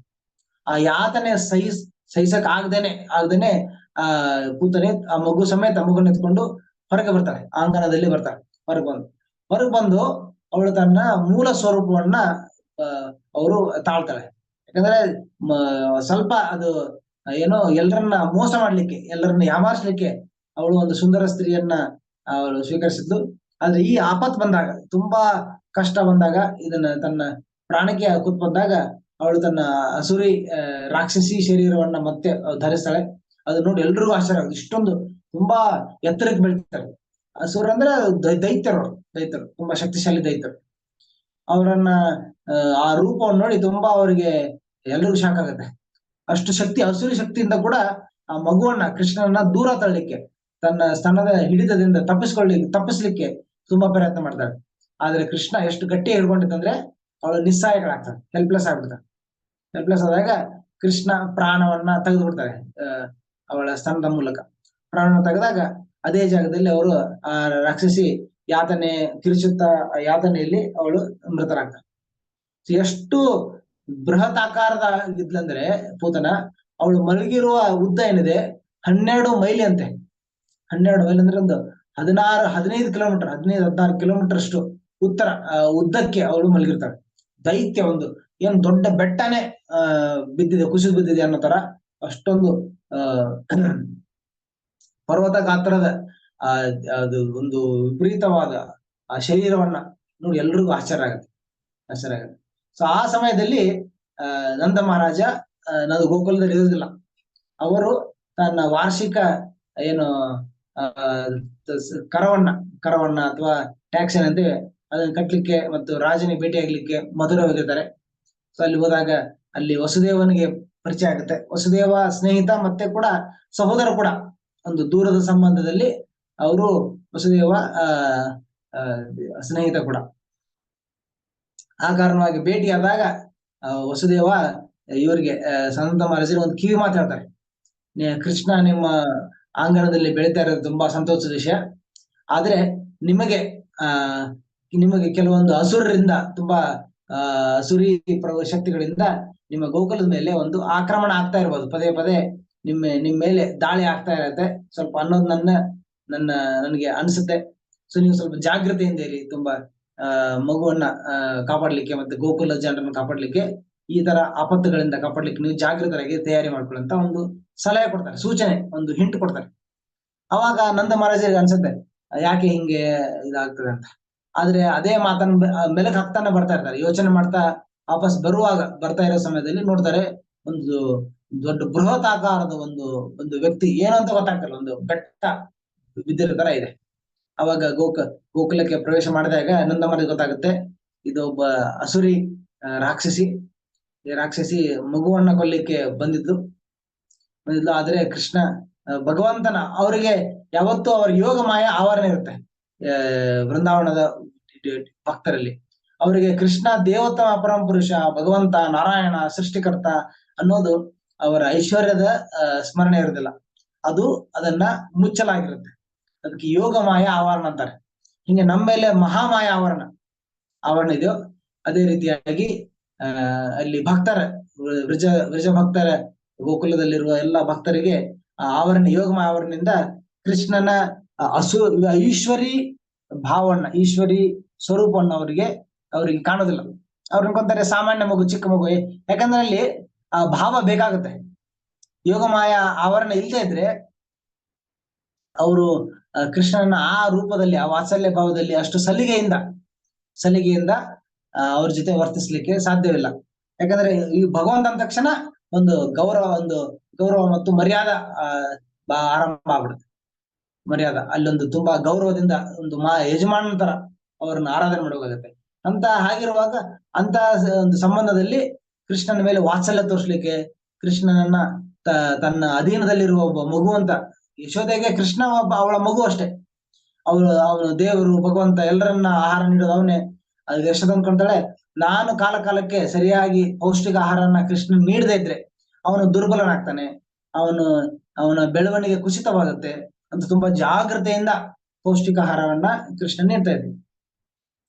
ಆದ್ರೆ ಕೃಷ್ಣ ಇಡೀ ಜಗತ್ತಿಗೆ ಅನ್ನ ನೀಡೋದು, ಆಹಾರ ನೀಡೋದು ಯಾರು? ಕೃಷ್ಣ. ಇಡೀ ಜಗತ್ತನ್ನ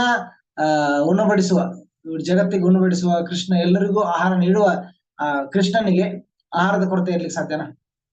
ಆದ್ರೂ ಕೂಡ ಯೋಗಮಾಯೆಯ ಸೌಂದರ್ಯದ, ಯೋಗಮಾಯೆಯ ಆವರಣ ಎಷ್ಟು ಸುಂದರವಾಗಿರುತ್ತೆ ಅಂದ್ರೆ, ಯಶೋಧ ಮಾತೆ ಕೃಷ್ಣನ್ನ ತನ್ನ ಮೇಲೆ ಅವಲಂಬಿತ ಮಗು ಅಂತ ಅನ್ಕೊಂಡಿರ್ತಾರೆ. ಮತ್ತೆ ನಂದ ಮಹಾರಾಜ್ ಕೂಡ ಕೃಷ್ಣನ ತನ್ನ ಅವಲಂಬಿತ ಪುತ್ರ, ಅವನಿಗೆ ಸರಿಯಾದ ಮಾರ್ಗ, ಸನ್ಮಾರ್ಗ, ಸಲಹೆಯನ್ನ ನೀಡಬೇಕು ಮತ್ತು ಅವರಿಗೆ ಒಂದು ಶಿಸ್ತಿನಿಂದ ಒಂದು ಒಳ್ಳೆ ಚರಿತ್ರೆಯನ್ನು ಅವರಿಗೆ ಕೃಷ್ಣನಲ್ಲಿ ನಾವು ಬೆಳೆಸ್ಬೇಕಂದು ಆಸೆಯಿಂದ ಇರುತ್ತೆ. ಆ ಯೋಗಮಾಯ ಆವರಣದಲ್ಲಿ ಇರ್ತಾರೆ. ಹಾಗೆ ಕೃಷ್ಣನನ್ನ ಒಬ್ಬ ಸಾಮಾನ್ಯ ಮಗು ಅಂತ ಅವರು ಭಾವಿಸ್ತಾರೆ. ಆಗ ವ್ರಜವಾಸಿಗಳು ಮತ್ತೆ ನಂದ ಮಹಾರಾಜ ಅನ್ಕೊಂತಾರೆ, ಅದು ಈ ಕೃಷ್ಣನ ರಕ್ಷಿಸಿದ್ದು ಹೆಂಗೆ ರಕ್ಷಣೆ ಆಯ್ತಂದ್ರೆ ಶ್ರೀಮನ್ ನಾರಾಯಣನ ಕೃಪೆಯಿಂದ. ನಾವೆಲ್ಲರೂ ಶ್ರೀಮನ್ ನಾರಾಯಣಗೆ ಪ್ರಾರ್ಥನೆ ಮಾಡುವ ಕಾರಣ ಮತ್ತೆ ಶ್ರೀಮನ್ ನಾರಾಯಣ ಸೇವೆ ಸಲ್ಲಿಸುವ ಕಾರಣ ನಮ್ಮಿಂದ ಪ್ರಸನ್ನನಾಗಿ ಸಾಕ್ಷಾತ್ ಶ್ರೀಮನ್ ನಾರಾಯಣ ಭಗವಂತನೇ, ಭಗವನ್ನೇ ನಾರಾಯಣನೇ ನಮ್ಮ ಮಗುವನ್ನ ಕಾಪಾಡಿದ್ದಾರೆ. ನಾರಾಯಣನ ಮೂಲ ಕೃಷ್ಣ, ನಾರಾಯಣ ಬಂದಿದ್ದೇ ಕೃಷ್ಣನಿಂದ, ಕೃಷ್ಣನ ವಿಸ್ತರಣೆ ನಾರಾಯಣ. ಆಗಿರುವಾಗ ನಾರಾಯಣನಿಂದ ಕೃಷ್ಣ ರಕ್ಷಿಸಲ್ಪಡೋದು ಅದು ಸಾಧ್ಯವಿಲ್ಲ, ಹಾಸ್ಯಾಸ್ಪದ. ಎಲ್ಲರನ್ನ ನಾರಾಯಣ ಕೂಡ ಮತ್ತೆ ಪ್ರತಿಯೊಬ್ಬರನ್ನು ಕೂಡ ರಕ್ಷಣೆ ಮಾಡೋದು, ನಮಗೆ ಬೇಕಾದ ಅವಶ್ಯಕತೆಗಳನ್ನ ಒದಗಿಸೋದು, ನಮ್ಮ ಪೋಷಣೆ ಮಾಡೋದೆಲ್ಲ ಕೃಷ್ಣನ ಅಧೀನದಲ್ಲಿ ಅವರ ಸೇವಕರು ಮಾಡೋ ಕೆಲಸ ಇದೆ. ಸೊ ಹಾಗಿರುವಾಗ ಕೃಷ್ಣನ ಐಶ್ವರ್ಯವನ್ನ ಅವರಿಗೆ ಅದ್ರ ಬಗ್ಗೆ ಇಲ್ಲಿ ಆವರಣ ಇರೋ ಕಾರಣ ಎಲ್ಲರೂ ಅನ್ಕೊಂತಾರೆ ಶ್ರೀಮನ್ ನಾರಾಯಣನೇ ನಮ್ಮ ಮಗುವನ್ನ ಕಾಪಾಡಿದಾನಂತ ತುಂಬಾ ಅವರು ಸಮಾಧಾನಗೊಳ್ತಾರೆ. ಮತ್ತೆ ಏನ್ ಮಾಡ್ತಾರೆ, ಆ ದೇಹವನ್ನ ಸುಡ್ಬೇಕಲ್ಲ, ಮೃತ ಶರೀರ ಅಂದ್ರೆ ಅದನ್ನ ಡಿಸ್ಪೋಸ್ ಮಾಡ್ಬೇಕು. ಹಾಗೇನ್ ಮಾಡ್ತಾರೆ, ಎಲ್ಲೆಡೆ ಮೊದಲು ವೃಜ ವೃಜ ಜನ ವೃಜ ಜನ ಸೇರಿ, ಪುರುಷರು ಸೇರಿ ಆ ರಾಕ್ಷಸಿಯ ದೇಹವನ್ನ ತುಂಡು ತುಂಡು ಮಾಡ್ತಾರೆ. 12 ಮೈಲಿಯಷ್ಟು ಅದು ಎಲ್ಲ ಕಡೆ ಹರಡಿರುತ್ತೆ. ಅದನ್ನ ತುಂಡು ತುಂಡು ಮಾಡ್ತಾರೆ. ಮತ್ತೆ ಅದನ್ನ ದೇಹದ ತುಂಡುಗಳನ್ನ ಅವರು ಅಗ್ನಿಗೆ ಹಾಕ್ತಾರೆ. ಅವರು ಅಗ್ನಿಯಲ್ಲಿ ದಹನ ಮಾಡ್ತಾರೆ. ಸೊ ದಹನ ಮಾಡೋ ಸಮಯದಲ್ಲಿ ಸಾಮಾನ್ಯವಾಗಿ ಒಬ್ಬ ಸಾಮಾನ್ಯ ವ್ಯಕ್ತಿಯ ದೇಹವನ್ನ ದಹನ ಮಾಡಿದ್ರೆ ಅಲ್ಲಿ ದುರ್ಗಂಧ ಬರೋ ಸ್ವಾಭಾವಿಕ. ದುರ್ಗಂಧ, ಯಾಕಂದ್ರೆ ಅದು ಕೊಳ್ತಿರುತ್ತೆ. ಶರೀರ ಅಂದ್ರೆ ಮೃತನಾದ್ಮೇಲೆ ಅದ್ರಲ್ಲಿ ಏನು ಪ್ರಾಣ ಇರೋದಿಲ್ಲ. ಅದು ಅದು ಹಂಗೆ ಬಿಟ್ರು ಕೂಡ ಕೊಳೆತು ದುರ್ಗಂಧ ಬರುತ್ತೆ. ಮತ್ತೆ ಬಿಟ್ರೆ ಅದನ್ನ ಭಸ್ಮ ಮಾಡೋ ಕೂಡ ಸಮಯದಲ್ಲಿ ದುರ್ಗಂಧ ಬರುತ್ತೆ ಸ್ವಲ್ಪ ಪ್ರಮಾಣದಲ್ಲಿ. ಆದ್ರೆ ಈ ಪೂತನೆಯ ವಿಶೇಷತೆ, ತುಂಬಾ ಆಶ್ಚರ್ಯಕರವಾದ ವಿಶೇಷತೆ ಅಂದ್ರೆ, ಅವಳ ಶರೀರವನ್ನ ಇವರು ಸುಟ್ಟಾಗ, ದಹನ ಮಾಡಿದಾಗ ಒಂದು ಒಂದು ದಿವ್ಯವಾದ, ಒಂದು ತುಂಬಾ ಅದ್ಭುತವಾದ ಒಂದು ಸುವಾಸನೆ ಬರುತ್ತದೆ. ದುರ್ವಾಸನೆ ಬರೋ ಸಮಯದಲ್ಲಿ ಸುವಾಸನೆ ಬರ್ತಾ ಇದೆ. ಸೊ ಯಾಕೆ ಸುವಾಸನೆ ಬರ್ತಾ ಇದೆ ಅಂದ್ರೆ, ಅವರು ಕೃಷ್ಣನ ಸಂಪರ್ಕದಲ್ಲಿ ಮೃತರಾದರು. ನೋಡಿ, ಅಸುರರು ಕೂಡ, ರಾಕ್ಷಸರು ಕೂಡ ಕೃಷ್ಣನ ಸಂಪರ್ಕದಲ್ಲಿ ಬಂದಾಗ ಅವ್ರಿಗೆ ಇಷ್ಟೊಂದು ಅವ್ರಿಗೆ ಲಾಭ ಸಿಗುತ್ತೆ. ಅವರ ಈ ಪರಿವರ್ತನೆ ಏನು ಶುದ್ಧೀಕರಣ ಆಗತ್ತೆ. ಶುದ್ಧೀಕರಣ ಅವರಿಗೆ ಈ ಸದ್ಗತಿಯನ್ನ ನೀಡುತ್ತಂತ. ಸೊ ಶರೀರ ಅವರು ಬರ್ನ್ ಮಾಡುವಾಗ, ಅವರು ದಹನ ಮಾಡುವಾಗ ತುಂಬಾ ಇದು ಏನು ಸುವಾಸನೆ ಬರೀತಾ ಎಲ್ಲ, ಗಾಳಿ ಎಲ್ಲ ಕಡೆ ಹರಡುತ್ತೆ. ಅವಾಗ ಅನ್ಕೊಂತಾರೆ, ಏನ್ ಇಷ್ಟೊಂದು ಸುವಾಸನೆ ಬರ್ತಾ ಇದೆ, ಯಾಕೆ ಇಷ್ಟೊಂದು ಒಳ್ಳೆ ಸ್ಮೆಲ್ ಬರ್ತದೆ ಅಂತ ಕೇಳಿದಾಗ ಹೇಳ್ತಾರೆ, ಅಸುರಿ ರಾಕ್ಷಸಿಯ ಸಂಹಾರ ಆಗಿರುತ್ತೆ. ಸೊ ಹೀಗೆ ಕೃಷ್ಣ ತನ್ನನ್ನು ಕೊಲ್ಲಲು ಬಂದ ತುಂಬಾ ಪಾಪ ಪ್ರವೃತ್ತಿ ಇರುವ ಈ ಪೂತನೆಯನ್ನು ಕೂಡ ಕೃಷ್ಣ ಸಂಹಾರ ಮಾಡಿ ಅವಳಿಗೆ ಸದ್ಗತಿ ನೀಡ್ತಾರೆ. ಯಾಕಂದ್ರೆ ಯಾರು ಕೃಷ್ಣನಿಂದ ಮೃತಪಡ್ತಾರೆ, ಯಾರು ಖುದ್ದಾಗಿ ಕೃಷ್ಣನ ಕೈಯಿಂದ, ಅಸುರರಲ್ಲಿ ಭಕ್ತರಲ್ಲಿ ಯಾರೇ ಇರಲಿ, ಯಾರೆಲ್ಲ ಕೃಷ್ಣನ ಕೈಯಿಂದ ಕೈಯಾರೆ ಯಾರು ಹತರಾಗ್ತಾರೆ ಅವರಿಗೆ ಸದ್ಗತಿ ಖಚಿತ, ಅವರಿಗೆ ಸದ್ಗತಿ ಸಿಗುತ್ತೆ. ಇವನು ಭಕ್ತರ ಸಂಘದಲ್ಲಿ ಕೂಡ, ಭಗವಂತನ ಸಂಪರ್ಕದಲ್ಲಿ ಮತ್ತೆ ಭಕ್ತರ ಸಂಪರ್ಕದಲ್ಲಿ ಇದ್ರೂ ಕೂಡ ನಾವು ಸುರಕ್ಷಿತವಾಗಿರ್ತೇವೆ, ನಮಗೆ ರಕ್ಷಣೆ ಸಿಗುತ್ತೆ. ಇದು ಭಕ್ತರು. ಆದ್ರೆ ಅಸುರರಿಗೆ ಕೂಡ ಕೃಷ್ಣ ರಕ್ಷಣೆ ನೀಡೋದು ಇದೊಂದು ವಿಶೇಷವಾದ ಉದಾಹರಣೆ. ಸೊ ಯಾರೆಲ್ಲ ಕೃಷ್ಣನಿಂದ ಹತರಾಗ್ತಾರೆ ಅವರಿಗೆ ಸ್ವಯಂವಾಗಿ ಸದ್ಗತಿ ಪ್ರಾಪ್ತ. ಅದಕ್ಕೆ ಕುರುಕ್ಷೇತ್ರ ಯುದ್ಧದಲ್ಲಿ ಯಾರೆಲ್ಲ ಹತರಾದ್ರು ಅವರೆಲ್ಲರಿಗೂ ಸದ್ಗತಿ ಆಗಿದೆ. ಯಾಕಂದ್ರೆ ಅವರು ಕೃಷ್ಣನ ಸಮ್ಮುಖದಲ್ಲಿ, ಕೃಷ್ಣನ ಎದುರಿಗೆ ಅವರು ಹತರಾಗ್ತಾರೆ. ಈಗ ಮಾತಾಜಿ ಅವರು ಓದ್ತಾ ಇದ್ರು, ಭೀಷ್ಮ ದೇವರ ಏಕೈಕ ಪ್ರಾರ್ಥನೆ ಅಂದ್ರೆ ಅವರು ಮೃತರಾಗುವ, ದೇಹತ್ಯಾಗ ಮಾಡುವ ಸಮಯದಲ್ಲಿ ಅವರಿಗೆ ಕೃಷ್ಣನ ದರ್ಶನ, ಕೃಷ್ಣನ ದಿವ್ಯ ದರ್ಶನ ಆದ್ರೆ ಅವರಿಗೆ ತುಂಬಾ ಆನಂದ ಆಗುತ್ತೆ ಅಂತ ನೋಡ್ಬೋದು. ಸೊ ಹಾಗೆ ಕೃಷ್ಣನಿಂದನೇ ಹತರಾಗಿರುವ ಪೂತನಿಗೆ ಸದ್ಗತಿ ಆಗುತ್ತೆ. ಮತ್ತೆ ಈ ಪೂತನೆಯ ಏನು ಈ ವಿಶೇಷವಾದ ಅನುಗ್ರಹ ಕೃಷ್ಣನಿಗೆ ಕೃಷ್ಣ ಅವರಿಗೆ ನೀಡಿದ್ದು ಒಂದು ತುಂಬಾ ಒಳ್ಳೆ ಏನೋ ಒಂದು ಕೃಷ್ಣನ ಕರುಣೆಯ ಒಂದು ಪ್ರತೀಕ ಅಥವಾ ಒಂದು ಉದಾಹರಣೆ, ಜೀವಂತ ಉದಾಹರಣೆ. ಇದೇ ಶ್ಲೋಕವನ್ನು ಇದಕ್ಕೆ ಸಂಬಂಧಪಟ್ಟಂತೆ ಒಂದು ಶ್ಲೋಕ ಇದೆ ಶ್ರೀಮದ್ ಭಾಗವತ 3ನೇ ಸ್ಕಂದದಲ್ಲಿ ಹೇಳ್ತಾರೆ. ಸುಖದೇವ ಗೋಸ್ವಾಮಿಗಳು ಈ ಭಾಗವತವನ್ನ ಕಲಿತು ಅವರು ಭಾಗವತದ ಎಲ್ಲೆಡೆ ಪ್ರಚಾರ ಮಾಡುವ ಮುಂಚೆ ಅವರೊಬ್ಬ ಮುನಿಗಳಾಗಿ ಅರಣ್ಯದಲ್ಲಿ ಕೂತಿರ್ತಾರೆ, ಧ್ಯಾನ ಕೂತಿರ್ತಾರೆ, ಧ್ಯಾನ ಮಾಡ್ಲಿಕ್ಕೆ.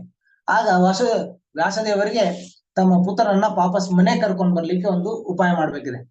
ಯಾಕಂದ್ರೆ ತಂದೆ ಅಂದ್ರೆ ಮಕ್ಕಳು ಮನೆಯಲ್ಲಿ ಬರ್ಲಿ ಅಂತ ಅವರು ಬಯಸ್ತಾರೆ. ಆಗ ಅವರಿಗೆ ಈ ನಿರಾಕಾರ, ಈ ಜ್ಞಾನ ಮಾರ್ಗದಲ್ಲಿರುವ ಸುಖದೇವ ಗೋಸ್ವಾಮಿಗಳನ್ನ ಈ ಭಕ್ತಿ ಮಾರ್ಗಕ್ಕೆ, ಭಗವಂತನ ಪಡಿ ಆಕರ್ಷಣೆ ಬೆಳೆಸ್ಲಿಕ್ಕೆ, ಮತ್ತೆ ಅವರಿಗೆ ಭಾಗವತವನ್ನ ನಾನು ಇವರಿಗೆ ಕಲಿಸ್ಬೇಕನ್ನೋ ಕೂಡ ಉದ್ದೇಶ ವ್ಯಾಸದೇವರಿರುತ್ತೆ. ಆಗ ತಮ್ಮ ಶಿಷ್ಯಂದ್ರಿಗೆ ಹೇಳಿ 2 ಶ್ಲೋಕವನ್ನ ಅಲ್ಲಿ ಪಾರಾಯಣ ಮಾಡಿಸ್ತಾರೆ ಅಥವಾ ಅಲ್ಲಿ ಉಚ್ಚಾರ ಮಾಡಿಸ್ತಾರೆ ಆ ಶ್ಲೋಕವನ್ನ. ಅದರಲ್ಲಿ ಮೊದಲನೇ ಒಂದು ಶ್ಲೋಕ ಅಂದ್ರೆ ಇದು ಅದ್ಭುತವಾದ ಕೃಷ್ಣನ ಕರುಣೆಯ ಒಂದು ಉದಾಹರಣೆ, ಕರುಣೆಯ ಒಂದು ವರ್ಣನೆ ಇಲ್ಲಿದೆ. ಆ ಶ್ಲೋಕ 3ನೇ ಸ್ಕಂದ 2ನೇ ಅಧ್ಯಾಯ 23ನೇ ಶ್ಲೋಕ, 3:2:23. ಈ ಶ್ಲೋಕದಲ್ಲಿ ಹೇಳತ್ತಂದ್ರೆ, ಅಹೋ ಬಕೀಯಂ ಸ್ತನ ಕಾಲಕೂಟಂ ಜಿಘಾಂಸಯಾಪಾಯಯತ್ ಅಪ್ಯಸಾಧ್ವಿ ಲೇಭೆ ಗತಿಂ ಧಾತ್ರಿ ಉಚಿತಂ ತತೋನ್ಯಂ ಕಮ್ವಾ ದಯಾಲುಂ ಶರಣಂ ವ್ರಜೇಮ. ಅಂದ್ರೆ ಕೃಷ್ಣನಿಗಿಂತ ದಯಾಮ ಯಾರು ಇರ್ಲಿಕ್ಕೆ ಸಾಧ್ಯನೇ ಇಲ್ಲ, ಯಾರಾದ್ರೂ ಸಾಧ್ಯವಿಲ್ಲ. ಯಾಕಂದ್ರೆ ಅವನು ತನ್ನನ್ನ ಕೊಲ್ಲಲು ಬಂದ ಮತ್ತು ತುಂಬಾ ವಿಷಕಾರಿ ವಿಷವನ್ನ ಲೇಪಿಸಿಕೊಂಡು ಒಂದು ಕೃಷ್ಣನಿಗೆ ಕೊಲ್ಲೋ ಒಂದು ದುರುದ್ದೇಶದಿಂದ ಬಂದ ಈ ಪೂತನೆಯನ್ನ ಅವರು ಉದ್ಧರಿಸಿದ್ರು. ಹೇಗೆ ಉದ್ಧರಿಸಿದ್ರು ಅಂದ್ರೆ, ಅವರಿಗೆ ಭಗವದ್ಧಾಮದಲ್ಲಿ ತನ್ನ ತಾಯಿಯ ರೂಪ ಕೊಟ್ಟಿದ್ದಾರೆ, ನರ್ಸಿಂಗ್ ತಾಯಿಯ ಸ್ಥಾನ ಕೊಟ್ಟಿದ್ದಾರೆ. ತಾಯಿಯ ಸ್ಥಾನ ಯಾರು ಕೊಡೋದಿಲ್ಲ. ಯಾರಾದ್ರು ಕೊಲ್ಲಿಕ್ ಬಂದ್ರೆ ಅವ್ರಿಗೆ ಬೇರೆ ಸ್ಥಾನ ಕೊಡೋದು, ಅಂದ್ರೆ ಅವರಿಗೆ ಕೊಲೆಗಡಕಿ ಅಥವಾ ಪಾಪಮಯವಾದ ವ್ಯಕ್ತಿ, ರಾಕ್ಷಸಿ ಅಂತ ಇತರ ಹೆಸರುಗಳನ್ನ ಕರೀತಾರೆ. ಆದ್ರೆ ಇಲ್ಲಿ ಮತ್ತೆ ಅವ್ರಿಗೆ ಯಾರು ತಮ್ಮ ಮನೆಯಲ್ಲಿ ಸೇರಿಸ್ಕೊಳ್ಳೋದಿಲ್ಲ, ಅವರಿಗೆ ಒಳ್ಳೆ ಜಾಗ ಅಥವಾ ವಾತ್ಸಲ್ಯದಿಂದ ಯಾರು ನೋಡೋದಿಲ್ಲ. ಆದ್ರೆ ಕೃಷ್ಣ ಎಷ್ಟು ದಯಾಮಿ ಅಂದ್ರೆ, ತನ್ನನ್ನು ಕೊಲ್ಲುವ ದುರುದ್ದೇಶದಿಂದ ಬಂದಿರುವ ಪೂತನೆ ಕೂಡ ಅವರು ಉದ್ಧಾರ ಮಾಡ್ತಾರೆ. ಹೇಗೆ ಉದ್ಧಾರ ಮಾಡ್ತಾರೆ ಅಂದ್ರೆ, ಅವರಿಗೆ ತಾಯಿಯ ಸ್ಥಾನವನ್ನ, ತುಂಬಾ ವಿಶೇಷವಾದ ಒಂದು ಕೃಪೆ. ಯಾರು ತಾಯಿಯ ಸ್ಥಾನವನ್ನು ಕೊಡೋದು ತುಂಬಾ ವಿಶೇಷ, ಅರ್ಹತೆ ಇದ್ರೆ ಮಾಡಿ ಕೊಡ್ಲಿಕ್ಕೆ ಸಾಧ್ಯ. ಆದ್ರೆ ಈ ಪೂತನ ರಾಕ್ಷಸಿ ಅಂದ್ರೆ ಯಾವ್ದೋ ಗೊತ್ತಿಲ್ದೇನೋ ಒಂದ್ ಸೇವೆ ಮಾಡಿದ್ರು. ಈ ಮಗುನ ಎತ್ಕೊಂಡು ಆಡ್ಸೋದು, ಮಗು ಜೊತೆಗೆ ತುಂಬಾ ಪ್ರೀತಿಯಿಂದ ನಡ್ಕೊಳ್ಳೋದು, ಇದು ಕೂಡ ಒಂದು ಸೇವೆಯ ಆ ಸೇವೆಯನ್ನ ಪರಿಗಣಿಸಿ ಅವರ ಉದ್ದೇಶವನ್ನ ಅದನ್ನ ಮರೆತು ದುರುದ್ದೇಶವನ್ನು ಕೂಡ ಕ್ಷಮಿಸಿ ಅವರ ಸೇವಾ ಭಾವವನ್ನ, ಕೃಷ್ಣ ಭಾವವನ್ನ ಸ್ವೀಕಾರ ಮಾಡ್ತಾರೆ. ಉದ್ದೇಶ ಏನೇ ಇರಲಿ ಭಾವವನ್ನ ಸ್ವೀಕಾರ ಮಾಡ್ತಾರೆ.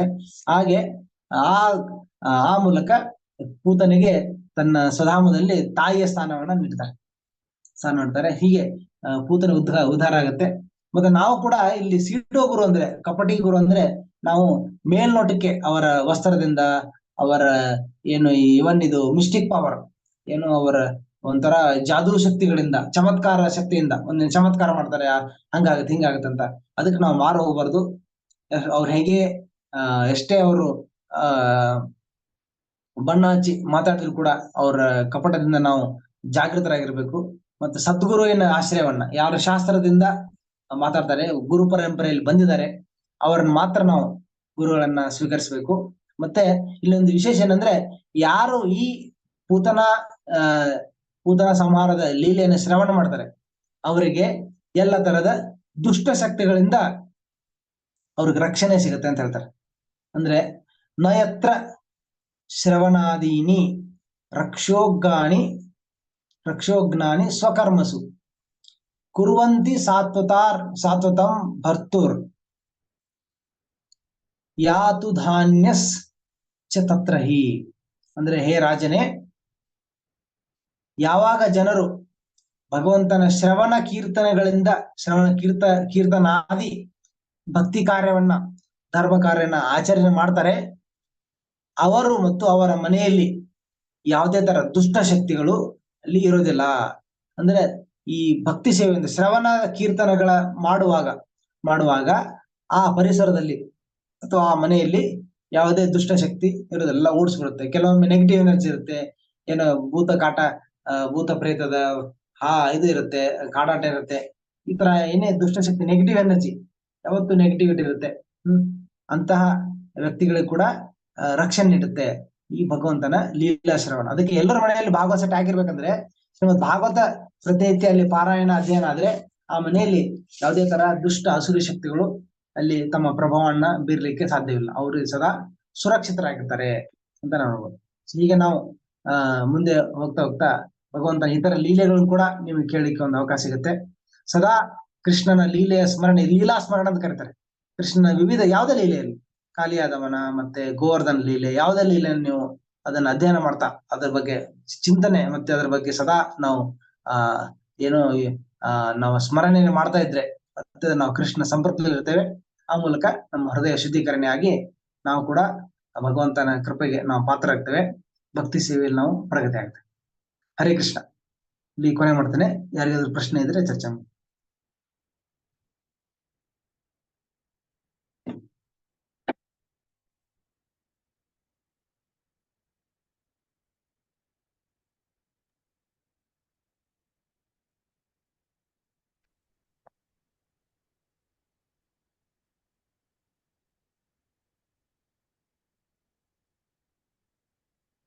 ಹರೇ ಕೃಷ್ಣ.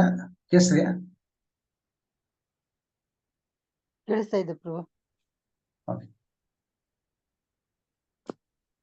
ಹರೇ ಕೃಷ್ಣ ಪ್ರಭುಜಿ, ಹರೇ ಧನ್ಯವಾದಗಳು ಕೃಷ್ಣ. ಪ್ರಭು. ಚೆನ್ನಾಗಿ ಹೇಳಿದ್ರು ಅಂತ. ಹರೇ ಕೃಷ್ಣ ಪ್ರಭು, ಥ್ಯಾಂಕ್ ಯು ಪ್ರಭು. ಧನ್ಯವಾದಗಳು ಪ್ರಭುಜಿ. ಥ್ಯಾಂಕ್ ಯು ಪ್ರಭು, ದಂಡವತ್ ಪ್ರಣಾಮ ಪ್ರಭು. ಹರೇ ಕೃಷ್ಣ.